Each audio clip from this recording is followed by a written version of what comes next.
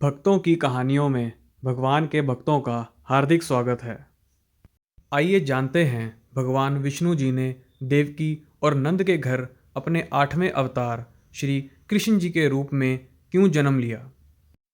जब जब पृथ्वी पर पाप और अधर्म की सीमा में अत्यधिक वृद्धि हुई है, तब तक भगवान विष्णु ने किसी न किसी उद्देश्य की पूर्ति के लिए धरती पर अवतार लिया और उसे पूरा किया। द्वापर युग में जन्मे श्री कृष्ण विष्णु महाराज जी के 8वें अवतार थे। लेकिन क्या मित्रों, आप जानते हैं कि कृष्ण अवतार में भगवान विष्णु ने देवकी और वासुदेव के घर क्यों जन्म लिया? क्या है इसकी पौराणिक कथा? आइए जानते हैं। इस सृष्टि के पालनहार श्री कृष्ण जी के माता पिता बनने का सौभाग्य देवकी और वासुदेव को ही क्यों मिला? उनके पूर्व जन्म के अनुसार उन्होंने भगवान विष्णु की बहुत भक्ति की थी। हिंदू धर्म के मूल मंत्रों में विष्णु जी को जगत का पालनहार कहा गया है। भगवान विष्णु की पूजा करने से व्यक्ति के जीवन में सुख, समृद्धि और शांति आती है। मान्यता है कि भगवान विष्णु जी की पूजा करने से व्यक्ति को माता लक्ष्मी जी की कृपा स्वतः ही प्राप्त हो जाती है। भगवान विष्णु जी के कई भक्त हैं और उनके भक्त उन्हें अलग अलग नामों से पुकारते हैं। त्रिमूर्ति के अन्य दो रूप ब्रह्मा और शिव माने गए हैं। जहाँ ब्रह्मा जी को जगत का रचिता माना जाता है, वहीं शिव महाराज को संहारक माना जाता है। पुराणों में वर्णित कथा के अनुसार देवकी पुनर्जन्म में स्वयंभू मंतर हुआ करती थी। उस समय उनका नाम पृशनी और वासुदेव सुतपा नाम के प्रजापति हुआ करते थे। काफ़ी समय तक उन दोनों में कोई भी संतान नहीं हुई। वे दोनों संतान प्राप्ति की कामना से कभी सूखे पत्ते खाकर तो कभी वायु पीकर लगातार 12,000 वर्ष तक भगवान श्री हरि की तपस्या में लीन रहे। इतना ही नहीं, दोनों ने अपनी इंद्रियों का दमन करके वर्षा, वायु, धूप, शीत आदि विभिन्न प्रकार के कष्टों को झेला भी और प्राणायाम द्वारा मन को धो डाला। फिर 12,000 वर्ष बाद उन दोनों की कठिन तपस्या से प्रसन्न होकर श्री विष्णु उनके सामने प्रकट हुए और बोले, मैं तुम दोनों की तपस्या से प्रसन्न हूँ। तुम्हें जो भी वर चाहिए मुझसे मांग सकते हो। फिर उस आवाज़ को सुनकर दोनों ने आंखें खोली और भगवान विष्णु को अपने सामने साक्षात देखकर दोनों काफ़ी प्रसन्न हो गए और विष्णु जी को प्रणाम करते बोले, हे भगवान, हम दोनों की यह इच्छा है कि हम लोग आपके जैसे पुत्र के माता पिता बने। प्रश्नी और सुतपा को भगवान विष्णु ने वरदान दे दिया और स्वयं अंतर्ध्यान हो गए।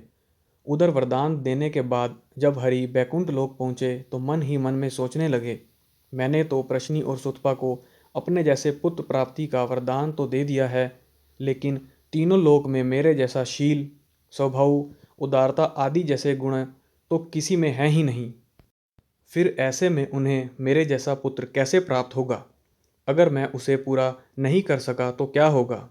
क्योंकि ऐसी मान्यता है कि किसी को कोई वस्तु देने की प्रतिज्ञा करके पूरी ना कर सकें तो उसके समान तिगुनी वस्तु देनी होती है। ऐसा विचार कर भगवान ने स्वयं उन दोनों के पुत्र के रूप में 3 बार अवतार लेने का निर्णय लिया।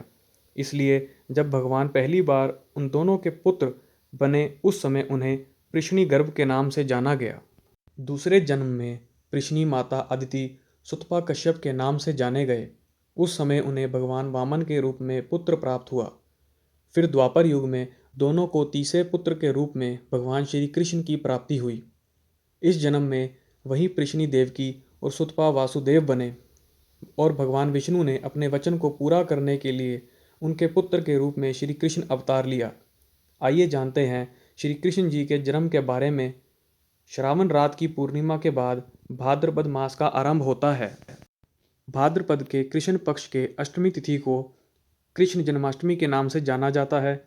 भाद्रपद कृष्ण की अष्टमी को रात के 12 बजे मथुरा के राजा कंस की जेल में वासुदेव जी की पत्नी देवकी के गर्भ से 16 कलाओं से मुक्त भगवान श्री कृष्ण का जन्म हुआ। ये भगवान विष्णु के 8वें अवतार थे। देवकी और वासुदेव के घर भगवान विष्णु ने अपने 8वें अवतार में श्री कृष्ण के रूप में जन्म लिया। उनका लालन पोषण यशोदा और नंद ने बड़े लाड प्यार से किया। इस अवतार का विस्तृत वर्णन श्रीमद् भगवद गीता पुराण में किया गया है। हिंदू श्री कृष्ण जी को भगवान मानते हैं और उनमें अपार आस्था रखते हैं। सनातन धर्म के अनुसार भगवान विष्णु सर्व पाप रहित, पवित्र और समस्त मनुष्यों को योग और मोक्ष प्रदान करने वाले प्रमुख देवता हैं। जब जब इस पृथ्वी पर असुर एवं राक्षसों का आतंक व्याप्त हो जाता है, तब तब भगवान विष्णु किसी न किसी रूप में अवतरित होकर इस पृथ्वी को उन सबसे मुक्त करते हैं। वैसे तो भगवान विष्णु के 10 अवतार की बात पौराणिक कथाओं में बताई गई है। इन अवतारों में उनका सबसे महत्वपूर्ण अवतार श्री कृष्ण जी का है। यह अवतार उन्होंने श्री कृष्ण के रूप में देवकी के गर्भ से मथुरा के कारागार में लिया। इस समय चारों ओर प्राप्त कृत हो रहे थे। धर्म नाम की कोई चीज़ नहीं बची थी। इसलिए श्री कृष्ण ने धर्म की स्थापना के लिए अवतार लिया। श्री कृष्ण जी में इतने अनंत गुण थे कि वे स्वयं भी नहीं जानते थे, फिर दूसरों की क्या बात। सभी देवताओं में श्री कृष्ण ही एकमात्र ऐसे थे जिन्होंने 16 कलाओं को पूर्ण करके धरती पर अवतार लिया। वे जो भी कार्य करते उसे बहुत महत्वपूर्ण समझ के करते थे। अपने कार्यों की सिद्धि के लिए उन्होंने साम दाम दंड भेद सहित सभी का सहारा लिया। ऐसा उन्होंने इसलिए किया क्योंकि उनके अवतार का एकमात्र उद्देश्य पृथ्वी को पापियों से मुक्त कराना था। इस उद्देश्य की पूर्ति के लिए उन्होंने जो कुछ भी उचित समझा उन्होंने किया। उन्होंने कर्म व्यवस्था को सर्वोपरि माना। कुरुक्षेत्र की रणभूमि में अर्जुन को ज्ञान प्रदान करते हुए उन्होंने गीता की रचना की, जो कली काल में सबसे महत्वपूर्ण ग्रंथ है। पृथ्वी को पापों से मुक्त करने के लिए भगवान श्री कृष्ण गोपाल बनकर कंस के भेजे गए अनेक राक्षसों जैसे बकासुर, वत्सासुर, प्रलंब, अदासुर आदि का वध किया। उन्होंने कालिया नाग के आतंक से यमुना जी की रचना की और यमुना के जल को शुद्ध किया। जब इंद्र के कोप से प्रचंड वर्षा होने लगी, उन्होंने 7 दिन तक गोवर्धन पर्वत को एक उंगली पर उठा लिया और ब्रिजवासियों की रक्षा की तथा इंद्र के अहंकार को नष्ट किया। कंस के एक षड्यंत्र के तहत मल्ल प्रतियोगिता में भाग लेने के लिए कृष्ण और बलराम को मथुरा में बुला लिया। भगवान कृष्ण ने अखाड़े में कईयों का वध किया। इसके बाद भगवान कृष्ण ने कंस का वध कर महाराज अग्रसेन और उनके माता पिता देवकी और वासुदेव को कारागृह से मुक्त कराया। अग्रसेन फिर से मथुरा की गद्दी पर बैठे।